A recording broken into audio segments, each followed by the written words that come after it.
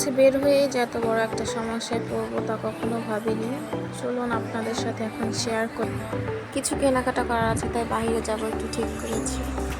এই তো নিয়ে ঘুমিয়ে আছে, এখন আমি এই সুযোগে রেডি হয়ে নেব, কারণ ও যদি উঠে যায় তাহলে আমার রেডি হওয়া একটু কষ্ট হয়ে যাবে। এই তো আমি রেডি হয়ে চলে এসেছি, এখন একটু আয়নার সামনে দাঁড়িয়ে দেখছিলাম আমাকে কেমন লাগছে। মেয়েদের প্যান্ট গেঞ্জি বের করে নিয়েছি। এই তো আমার বাবাটা রেডি হয়ে চলে এসেছে, এখন সে তার বাবার সাথে বাইরে চলে যাবে।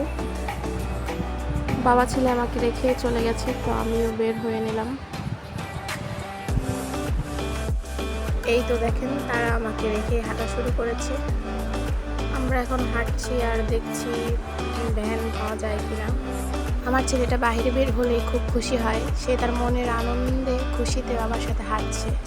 এমন সময় একটা টাকা সাথে একটু ভয় পেয়ে যায়। ওই তো আমাদের একটা ভ্যানও চলে এসেছে, এখন ভ্যানে উঠে আমরা আমাদের গন্তব্যে চলে যাব।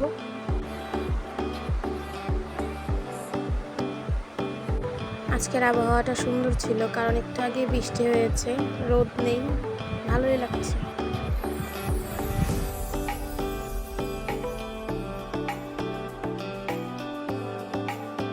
একটু আসতে না আসতে ভ্যান থেকে নামিয়ে দিল, কারণ সামনে নাকি আন্দোলন হচ্ছে, তো ভ্যান আর যাবে না।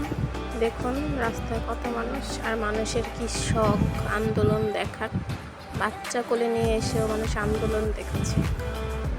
হাই রে, কি আর করার, তো হেঁটেই যেতে হবে। এই তো একটা ওষুধের ফার্মেসিতে চলে এসেছি, কারণ কিছু ওষুধ নেওয়ার ছিল।